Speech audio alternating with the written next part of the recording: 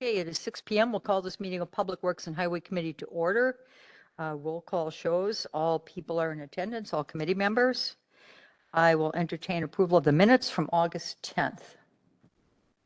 I'll make a motion to approve the minutes from August 10th. I'll second that. Any comments or changes to the minutes? Hearing none, we'll vote. All in favor? Aye. Opposed? It's unanimous. You might want to take that note for Deb till she gets back. Next up on the agenda, public comment. Is there anybody here who would like to come up to the microphone, state their name and address, and discuss something that isn't on the agenda? Pardon? Well, they come up here though. None? Okay. Moving on to new business. Well, number 7, MCC and generator project.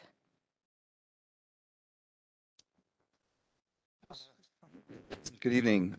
During the 2021 well PLC replacement project, it was brought to our attention that at well 7, there are serious safety concerns within the MCC panel that was going to prevent the installation of the PLCs. After discussing the findings with Grindle Engineering, our electrical consultant, they evaluated these concerns. They recommended completely replacing the entire MCC panel, which includes a complete redesign and rewire. These issues are described by the electrical engineer this way. So if one buys an old farmhouse from the 1800s and over the years, 20 different people reran wiring, added, cut, removed components, which left a spider web of unknown wiring. Because of this, there are no current plan sets for all the rework over the past decades. There are also live wires not marked and or unused. Also, high voltage 480 is exposed and not properly shielded. So we took it out to bid. There were 2 bidders, Pieper Electric and J. Miller Electric, and Pieper Electric did not provide a bid. So that left J. Miller Electric at $158,250. Also, as part of that MCC evaluation, I requested the existing generator be evaluated by our service provider, Fabicat, who provided a comprehensive mechanical diagnostic inspection with their associated repair costs. I had our electrical engineer review the findings as part of their evaluation, and it was recommended to replace and upgrade this generator for these reasons. The unit is 29 years old. It powers both well 5 and 7. So it's a pretty important generator, and the cost to repair the existing generator came in at $39,949.85, which is close to about 3/4 the cost of a new generator. Also, fuel tanks, the existing fuel tank is a single wall diesel. We found out that the DNR in the future will be requiring fuel tanks to be a dual wall. So attached are the bid summaries for the MCC and the 4 alternate generator bids. We're also not accepting the generator bids. It came in too high. We felt we can do better. Committee? So all we're talking about then is the 158,000? Correct. And Paul, where's that coming budget-wise? We've budgeted that money. Did I put the account number on it? I did not, so forgive me for that, but it's under the well house maintenance account, so. But it is budgeted Yeah. for, okay. Quick question, Paul. Is this all original electrical, all original wiring, and when did that go into place? Well, 7, I believe, is late 60s, early 70s, and just over decades. And I understand, one superintendent or one supervisor, one component goes out and runs wires, and they should have done cleanup as new components go in, and then you create a plan set from that, and it just wasn't done. Okay. When do you anticipate repairing that generator? Well, Or getting that again? I'm sorry. we're going to talk internally. I'm working with Steve on budget numbers, and we'll get back to you on that. So, I mean, we do a lot of the maintenance in-house, but some of these ancillary items, they're more for a complete overhaul. They just are coming to the end of their service life. Trustee Hudson? Oh, I get a little gun shy when I only see one company submitting a bid. Have we worked with Jay Miller in the past? We have, If, yeah. if so, Yes. I don't know internally. I'm familiar with J. Miller Electric. They're a good outfit. are their bids generally in line with the competition? I mean, we have nothing to hold them. I ran this all by our electrical engineering firm, and they felt very confident. They also are familiar with J. Miller Electric, and they do good work. There were several people that came to the required walkthrough prior to pre-bid, and they just either had too much work or I don't know. We should all be so blessed. Thank you. Larry? I can add to Jay Miller's qualifications. I think they've performed several wells in the village in the past years, and I've seen personally their work, and they compete in wells and lift stations quite competitively. Thank you. Entertain a motion? I'll move approval of the MCC base bid from J. Miller Electric in the amount not to exceed $158,258. I'll second that motion. Motion and a second. Any more discussion? Hearing none, we'll vote. All in favor? Aye. Aye. Opposed? It's unanimous. Thank you. Thank you, Paul. Moving on to the conversion of the F-450 flatbed.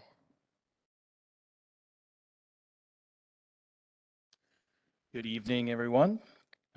Part of the 2022 budget, we have funding for converting another ambulance.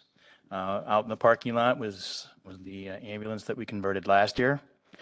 So we did inherit another retired ambulance again this year. We've got $25,000 budgeted to do some work on that. We're going to turn this ambulance into a flatbed truck. We currently have a flatbed, which we converted an old sweeper probably about 15 or 17 years ago. And that was an old sweeper and an old chassis at that time. So we're just looking to take this gift from the fire department and turn it into something a little bit more useful for us. It's 2017 chassis, has about 59,000 miles on it. And it's going to require a little bit of body work at a body shop to put the back end of it back together. That was removed as it became an ambulance. So it'll take a little trip to the body shop, and after that it'll go on to brake and equipment and have the flatbed body put on it. At the bottom here, you can see that with the body itself, the body shop work and the associated boxes, which our staff will put on, we're going to be somewhere in the neighborhood of $21,095. But because there's a couple moving components and some body work that has to be done, we just want to make sure that we've got enough covered. If approved, we're requesting an amount not to exceed $22,000. If approved, that would come out of the highway non-borrowed capital account 10-542-570-8100. Okay, committee.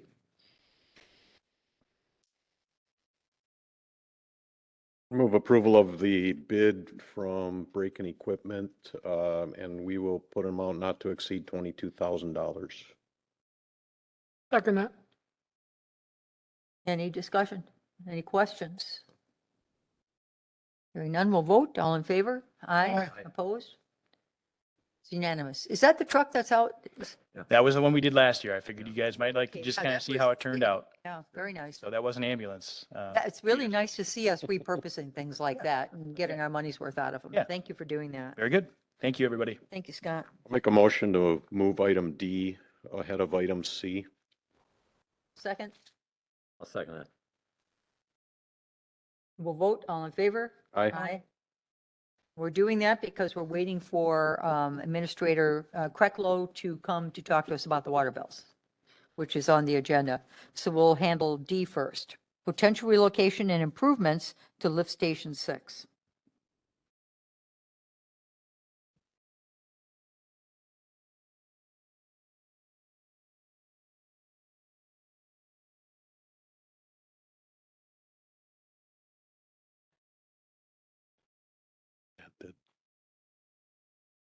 Take your time. We're working slowly right now.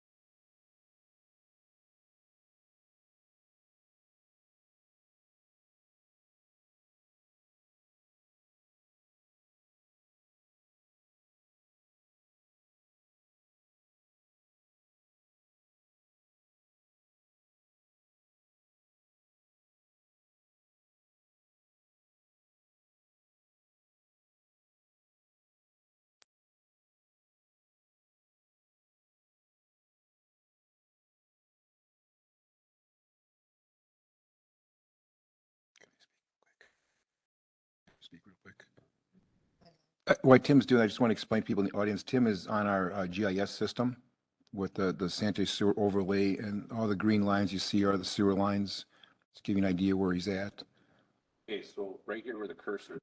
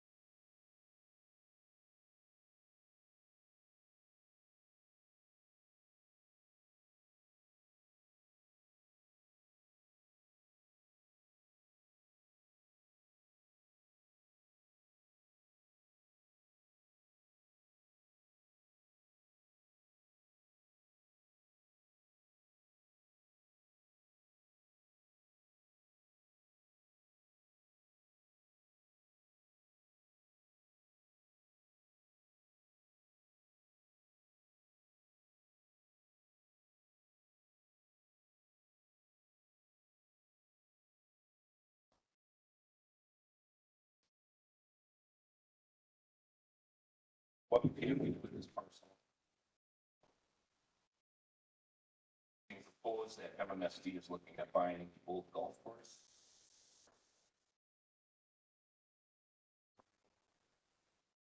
Expanse of. Actually,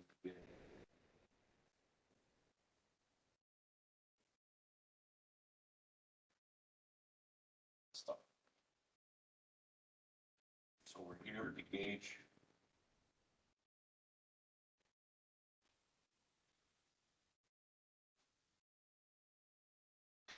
How much are they asking for the parcel? Do you know? Oh. And is there such a thing as buying part of the parcel, like the back part, or what would be the most useful to you? Okay, so that's the 900,000. That's a lot of money. How Buzz. big is it? Sorry, Let's go ahead. I apologize.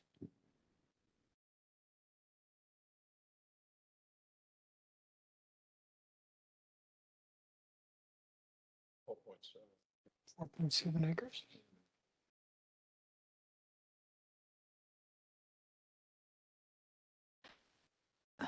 Committee? Uh,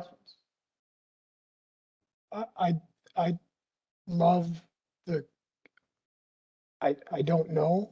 I think it's certainly worth studying. I love the creativity and the vision that's being brought here today. If I can make a comment too, Tim, I know you're looking into the future. Obviously, if the parcel's for sale now, we're looking at pulling this trigger at some time in the near future, correct? Correct, because there is not. And on County Line. Mhm. Functions County Line. Right. And it's literally right across the river from our existing site. So to develop this site into a new pump station is a lot more cost effective than putting millions of dollars into a lift 3 and running parallel force mains and so on. And that's our only other option, correct? Have to get this sewage to Old Farm Lift Station some way, somehow. Mhm. And it's the freeway. Okay, so we have two options, spending millions of dollars, forcing the sewage to go to lift 3, or to that, right? Forcing it to Old Farm via Lilac Lane. Okay. Couple miles easily, yeah. Um, Or something like this where you use a segment, an acre of it or whatever, and we have like 4 passive recreation acres. correct. Is it all wetland, do you know? No, I think that there's, up towards the north, I think there's significant upland. Here again, you have to. Yeah, Rustic type, untouched thing. You can do certain things like putting in paths and whatever that you can Right. run through a wetland. I'm thinking more of, keeping that existing parking lot as an ingress egress for people that are kayaking on the river, and you have a point to get your kayak back out of the river where you enter Menominee Falls. Mhm. The other thing is that buried steel structure that was put in the ground in 1975 is starting to fail. It put brand new cathodic protection in 2005, but then again, we were still dealing with a 30-year-old structure at that time. I can't say exactly when it's gonna be unserviceable, but I envision in the next 5 to 15 years that Mhm. there's gonna have to be some serious decisions made about, salvaging that steel structure and, putting in significant money on something that's, pushing 50 years old. How long could it last right now with development and everything? How long can that lift 5 service us? 6, I'm sorry. It would depend on type of development that happens along and the expansion. So your triggers are going to be expansion to the west is going to trigger an upgrade of lift 3, which lift 3 in its current state by with putting in larger pumps. The force main is large enough to handle that upgrade. Once you start talking about bringing an expansion to the Willow Creek Business Park, then you start to tip the scales on lift 6 having to be reconstructed or the Mhm. major build out of lift 3. So potentially 2 to 5 years on the outside. Well, I mean, people say we're coming into a cooling down period of development, whatever. Yeah. Let's say in 10 years. Mhm. One or the other Mhm. to accommodate. Sure, Development yeah. in those two corridors. I guess my only other comment is it would be, rather than spending $900,000, it would be nice if somebody would buy that property and we could lob off a piece of it somehow, but I'm sure that would never happen. Not the piece by the highway anyway. That would be the most valuable, I'm sure. So you're just looking for direction, Larry? I think I just add to what Tim's saying is we're just looking to the future. We had the lift station analysis done for this whole side of the village by Rupert and Milky. And basically their analysis came back and said that lift station, like Tim is saying, is reach its capacity. We could, you can increase the pumps a little bit, but we can't increase the wet well capacity. So basically that's the capacity. We have some room left in lift station 3 capacity wise, but that's also getting to the point of needing to be increased in size or rehabilitated. We did talk with developers that came in regarding lift station 3 that we would ask for some money towards increasing the capacity of 3 because that development would do it. But the long and short of it is basically the report from Rupert Milky said if we need to increase lift station 3 by any significant amount, it has to go down and be a force main down Maple, down Lilac to get to Division, get to Old Farm Lift Station.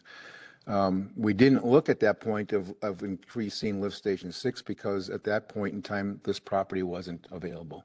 So I guess what Tim was doing is just asking, bringing it forward and saying, hey, do you think it's worth looking deeper into it, type of thing, and seeing what we could do with it.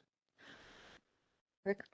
Yeah, I mean, this looks like an opportunity to me. It's right on the sewer line, the existing sewer line. It's right across the river. The build out of a new lift station there would be, I wouldn't say pennies on the dollar, but it would be quite a bit less than trying to find another spot and put a lift station in somewhere else. So there's also, I think, there could be a possibility of selling off some of that acreage. Maybe, we don't know yet.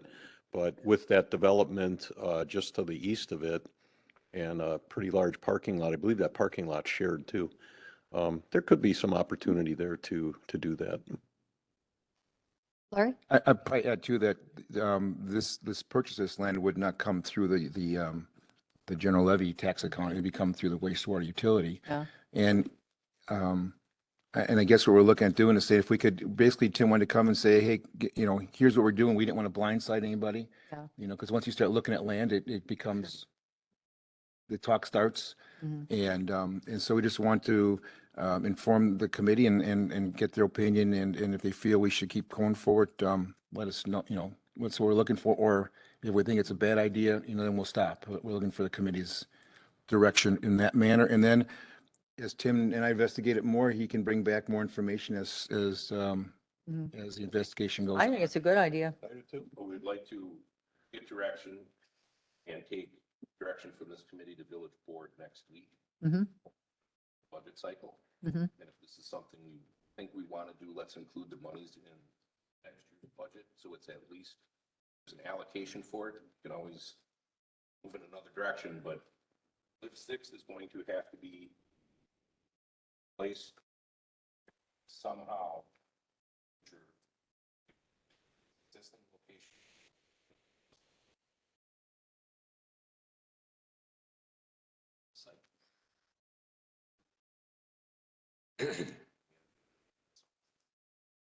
And I'd entertain a motion to move this forward to the village board for further discussion with our positive recommendation, if somebody can do that. Yeah, so moved. Second. Is there any more discussion currently, or want to hold it for the board meeting? It just makes sense to look at these options. And the nice thing about MMSD, that what's the name of that plan where they keep all the wetlands, and Green Seams might be interested even in buying off the acreage we don't want. So we could get a little bit of money back because they're really big on protecting the Menominee River. So there's a lot of possibilities, I think, on that site. So Okay, we have a motion and a second. Any more comments? All in favor? Aye. Aye. Opposed? It's unanimous. Take it to the village board, not on the consent agenda. Thank you, Tim. Okay, now moving back to, where am I? Moving back to C, report on the water meter replacement project and utility billing issues.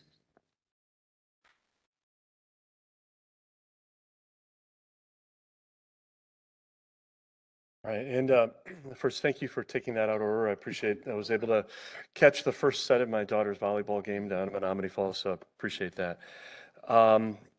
As the committee is aware, we've been working for the past couple of years now on some issues with our utility billing systems. And there are a number of areas that we've been working to replace. Part of that is the replacement of about 27 or 2,800 water meters. The meters themselves were the physical components of the meter was functioning and has been functioning. But about a year ago, the interface between the meter reading software and the utility billing system failed in its entirety. I think the committee may recall me reporting in the past on that issue, that it was an older system that was on a Windows NT based platform, and we'd had a series of problems with it, and ultimately it failed in its entirety. During the subsequent time period, we were forced to send out bills that were on an estimated basis. So for a period of about 5 quarters, we had looked at history of water usage for each one of the households that was included in the old meter system, and estimated based on the average roughly of those of the 3 prior bills, and then billed on an estimated basis. We did complete the process of replacing all of those meters over the past several months. I believe that was wrapped up by the end of June. And when the meters were replaced, the old meters were pulled out, and we took a physical reading of each meter from the house that it was removed from. Those actual meter readings were then compared to the estimated amount. And in some cases, our estimated bills were less than what the actual utilization was based upon the physical reading of the meter. We did distribute in early August 782 bills to residents who were underbilled during the estimated period, and gave them basically a bill for the difference. For the most part, the majority of those bills were under $200. So if you think about a period of over a year, we were relatively close with the estimates. However, there were 15 that were rather large, over $1,000. We have been working, I believe we've been in contact with every one of those residents at this point. In some cases, we've found that there were some reasons for that. One case, a resident had installed a swimming pool in the interim, and that was the reason for the difference between the estimate and the actual. We did find some other areas where there did not seem to be a good reason for it or a good explanation, and we have made some adjustments in those cases. So we have been working with those residents.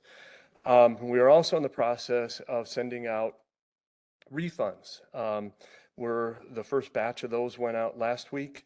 And again, I reviewed a batch of approximately 200 refunds that were sent out last week, where the individuals overpaid. The estimated bills were higher than what we saw based on their actual readings.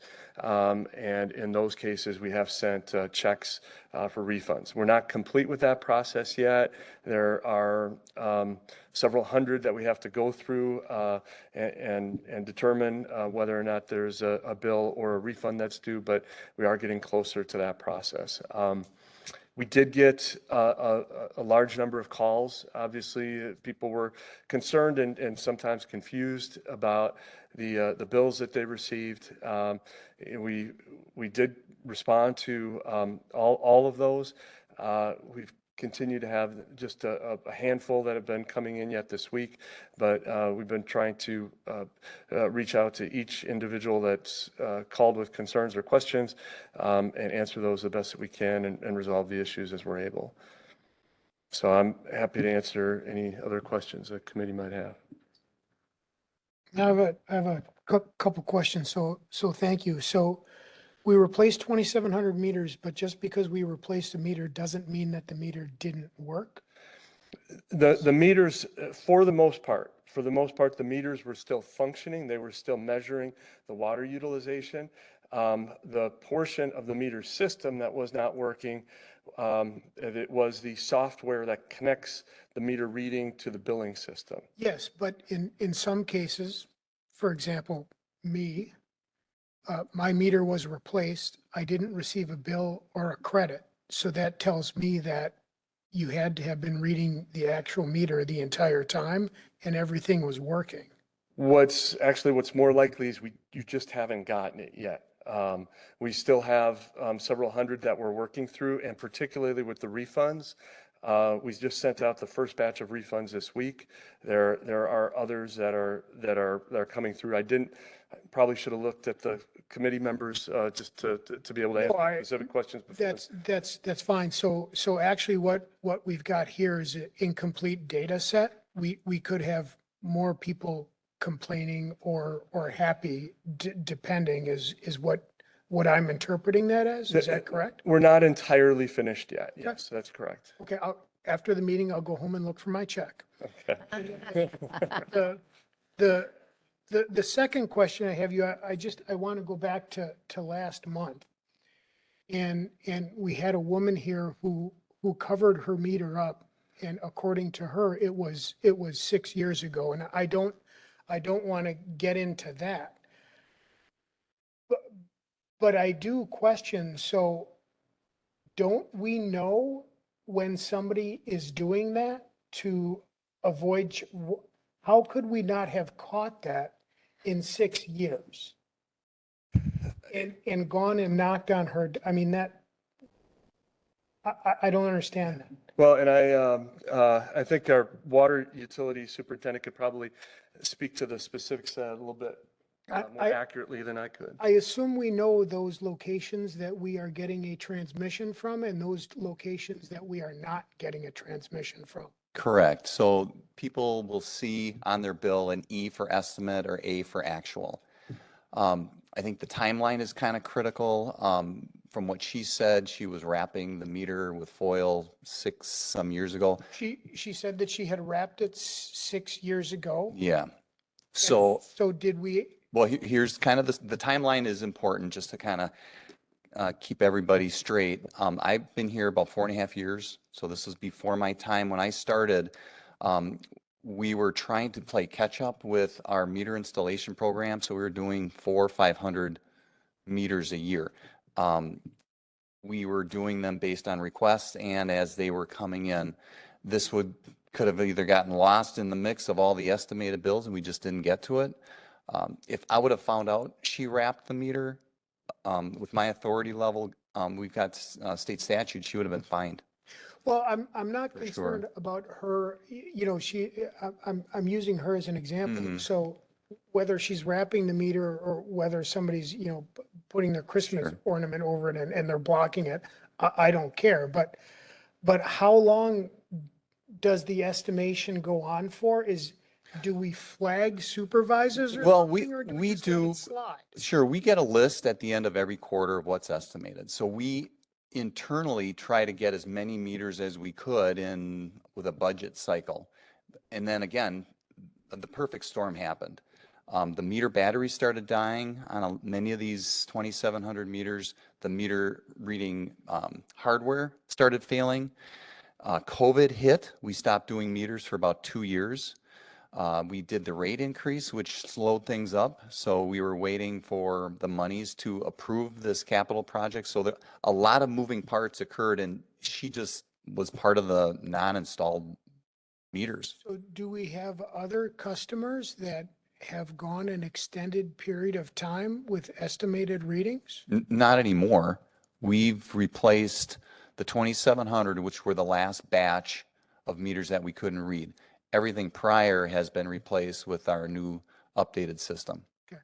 And are we looking at some process or procedure to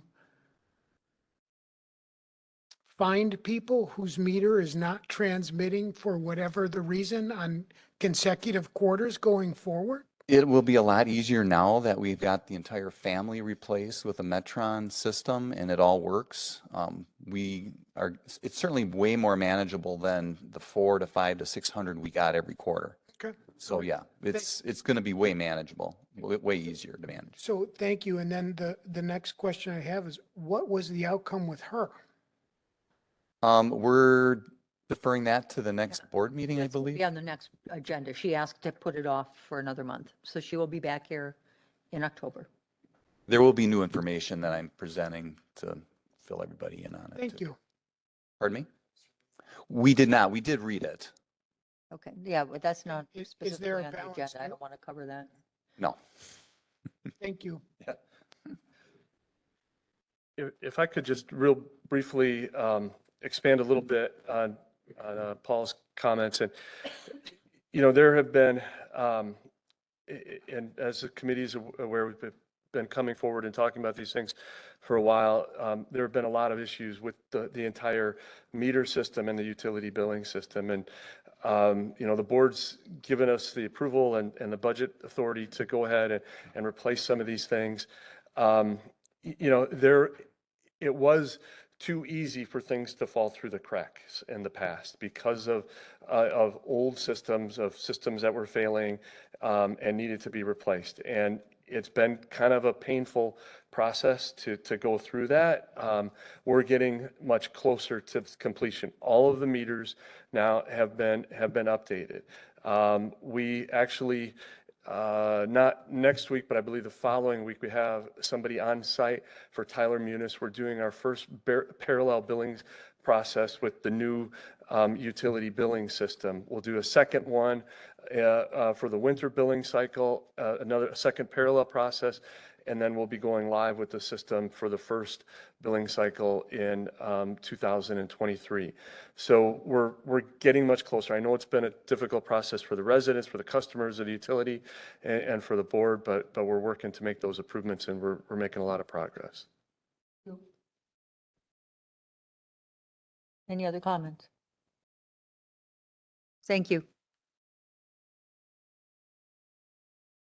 Okay, brings us to a projects update. Anything you want to highlight, Larry? Anybody want to call out any projects? Yeah, it's not on our project list, but what is going on County Line and Pilgrim Road, please? Might be the Falls doing that, yeah. So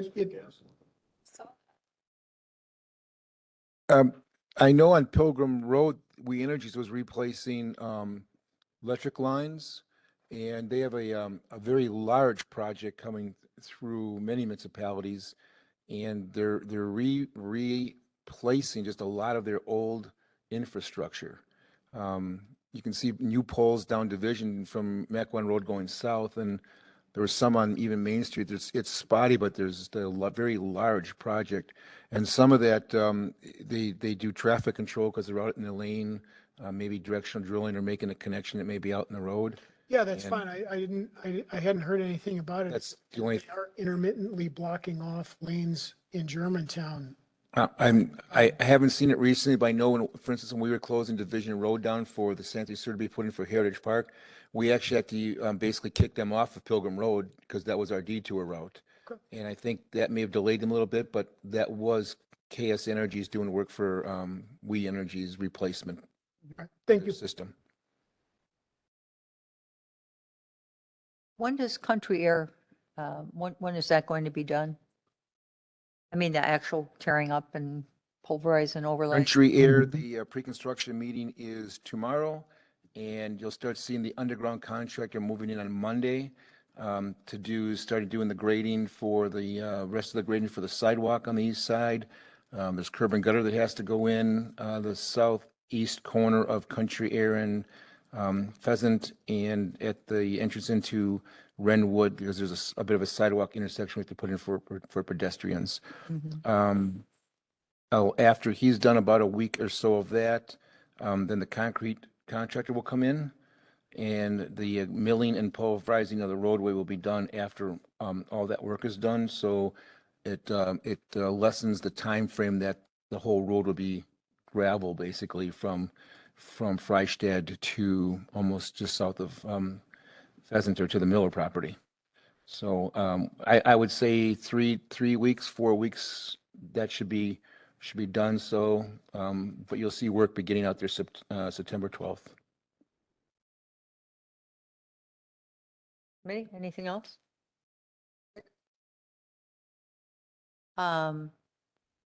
Trustee Jan Miller, I want to just make sure you didn't have any comments or you regarding anything? Okay.